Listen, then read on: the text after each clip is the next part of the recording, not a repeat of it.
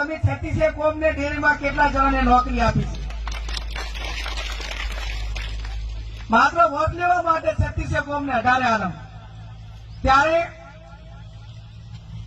અમારી પાસે ભલે પૈસા ના હોય, અમારી પાસે મારી બેન દીકરીઓ 100 રૂપિયા આલીને અમે ચૂંટણી લડી રહ્યા છીએ, પણ અમે કોઈ એવા કાળા ધંધા નથી કર્યા. અમે કોઈ અમારા મતદારો જોડે વિશ્વાસઘાત નથી કર્યો. અમે જ્યાં બેઠા છે પાર્ટીને દગો નથી કર્યો. અને અલગ અલગ સ્ટેટમેન્ટ આપવામાં હમણાં તો હોડ લાગી છે. અને જે હોડ લાગીને એક ઓફિસમાં બેસીને એનું ડ્રાફ્ટિંગ થાય છે બનાસ ડેરીની અંદર. અને બનાસ ડેરીનો જે સંચાલકો હોય અને બહારથી આવીને જે બનાસકાંઠાનું તમામ ક્ષેત્રની અંદર જે શોષણ કરવા વાળા વ્યક્તિઓ બનાસકાંઠા જિલ્લાના અલગ અલગ સમાજના આગેવાનોને ડ્રાફ્ટિંગ કરી આલે.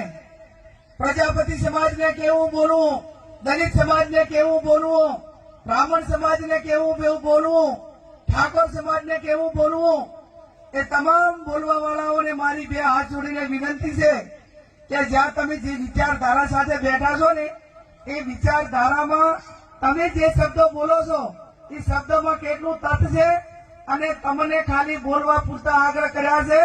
8મી તારીખે તમે બોલવા વાળાના સામેવાળા તમારો કોઈ ફોન પણ ઉપાડવાના નથી. આટલું ધ્યાનમાં રાખીને તમે વાત કરજો. અને એટલા માટે એમને આગાહ કરે છે કે ક્યાંય ઠાકોર સમાજ ઉશ્કેરાય, ક્યાંય ક્ષત્રિય સમાજ ઉશ્કેરાય, ક્યાંય કોંગ્રેસના આગેવાનો ઉશ્કેરાય. અને આ 1.5-2 મહિનાથી કોઈ મુદ્દો મળતો નથી, એટલે હવે મુદ્દો ગોતવા માટે કરીને આ બધાને ત્યાં લખી આપવાનું. અને લખેલું બોલે છે, અને લખેલું બોલે છે ત્યારે એમને આપણે એટલું જ કહીએ કે અમે તો ગાંધીજીની વિચારધારા વાળા છીએ. અમારા સામે કોઈ એક લાફો મારે ને તો ગાંધીજીએ બીજો ગાલ ધરવા માટેની વાત કરી છે. પણ સમય બદલવાનો છે ને તમે રાજકીય સિદ્ધાંતોના ફેરફાર કર્યા છે. તમે ક્યાંક બાબા સાહેબ આંબેડકરે આપેલા બંધારણ સાથે છેડા કરવાની વાત કરો છો, તમે ક્યાંક લોકશાહી ખતમ કરવા માટેની વાત કરો છો. અમે ગાંધીજીના વારસદાર છીએ, ગાંધી વિચારધારા વાળા છીએ, પણ ક્યાંક જરૂર પડે ને તો ઝાંસીની રાણીની લક્ષ્મીબાઈની પ્રેરણા લેવી પડે, ક્યાંક ભગતસિંહની લેવી પડે, કે ક્યાંક વીરતા પરમો ધર્મ નિભાવવા પડે ને તો એમાંથી પણ અમે પીછે નહીં કરીએ. એટલું ધ્યાનમાં રાખીને તમારે બધાને બોલવાની જરૂર છે.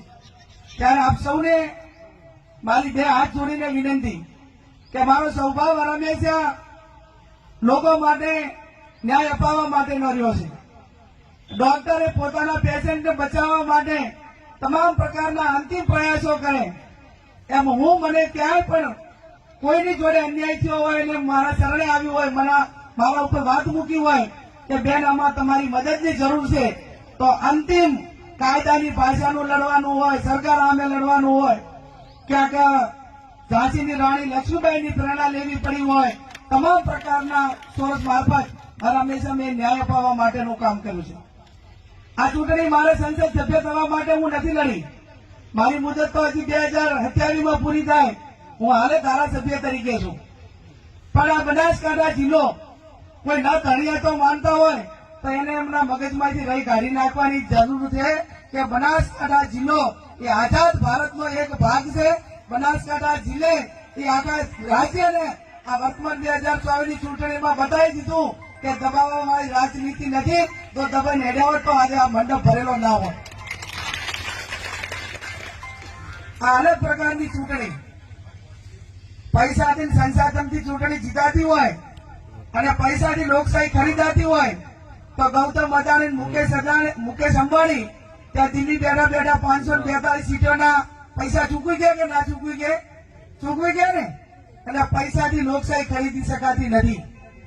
સંસાધનો વ્યવસ્થાઓ હોય પણ એનાથી પ્રજાને ખરીદવા માટેની કોઈ તાકાત નથી. અને મને બધા આગેવાનોએ વિનંતી પણ કરી કે પેલા ચૂંટણી તમારે ફરજિયાત લડવાની છે. એમ તો લડાવવા માટેનું કારણ શું કે જેનાથી આખો જિલ્લો બનાસકાંઠા પીએ છે એની સામે ચૂંટણી લડવાનો સૌથી વધારે અનુભવ તમને છે, એટલા માટે કરીને તમારે ચૂંટણી લડવાની. 2017માં બધા સંસાધનો હતા, તમે બધી નજરની સામે જોયું. 2022માં બધા સંસાધનો હતા, તમે બધે જ નજરની સામે પરિણામ જોયું. એટલે મારો કહેવાનો અર્થ એટલો જ છે અને મારે તમને એટલી જ ખાતરી આપવાની છે કે આજે સિદ્ધાર્થભાઈ અહીં બેઠા છે. લક્ષ્મીબેને શરૂઆતમાં વાત મૂકી કે આ વિસ્તાર એને પાણી મળવા માટેનો અધિકાર હતો, પણ એ સમય સંજોગે આખી યોજનાઓનો ફેરફાર થયો અને એના કારણે આ વિસ્તાર એ પાણીથી વંચિત રહી ગયો છે. એ ટાઈમે જરૂર માપની હતી, 50 વર્ષ પહેલાની વાત છે કે તરીકે 40 વર્ષ પહેલાની વાત છે. સમયને સંજોગે હવે આ ઓલા અત્યારે ભારતીય જનતા પાર્ટીની વર્તમાન સરકાર એ ઓલા મોભરાના પાણી આમ નેવે ચડાવવાની વાત કરે. કદાચ એ લોકો યોજના આ બાજુ બનાવી હોત તો પાણી અહીં છે, ઘર સુધી જવું હોત તો જો પાણી આમ જાય, પાણી આમ ના આવે. હવે એ પાઇપો નાખે, હવે પાઇપે કોઈ દાડો પાણી પૂરું થાય? એની પાઇપો એટલા માટે એમના મળતિયાઓને કોન્ટ્રાક્ટ મળે એટલા માટે જ. ખેડૂતોને પાણી મળે કે ના મળે, ક્યાંક તળાવનું ઉદઘાટન હોય, ચૂંટણી હોય એટલે મહિના પહેલા ક્યાંક બંબો પાડે અને કેટલો વિશ્વાસઘાત. જ્યાં પાણીનો બંબો પાડવાનો હોય ને એ એડવાન્સ પ્લાસ્ટિક પાથરી દે એટલે પાણી જમીનમાં ના જતું રહે. હવે આ રીતે પાણીના તળ ઊંચા આવે ખરા? આપણે તો બધા ખેડૂત છીએ કે બનાસ નદી પૂરી રહે ને ત્યારે અમારા બાજુ તળ ઊંચા આવે, પૂરેપૂરી 2 કાંઠે હેડે તાર. અને બધા ખેડૂતો છે એટલે માત્ર કોઈ પણ લાંબા ટાઈમ માટે ઘણા માણસોને મૂર્ખ બનાવી શકાતા નથી. એમાં સમજણા હોય અને સમજણા હોય ત્યારે એમનો દસકો જે હતો એ પૂરો થયો છે. આપ સૌને તમારી બહેન તરીકે, દીકરી તરીકે એટલી ખાતરી આપું કે મારાથી જેટલું કામ થાય એટલું તમારું કામ કરીશ. પણ જેટલો તમે મારા ઉપર ભરોસો જે મૂક્યો છે, અને બળદેવજી કહેતા હતા કે આ વેચાવું માલ નથી, તો તમે મારા માટે જે ભરોસો મૂક્યો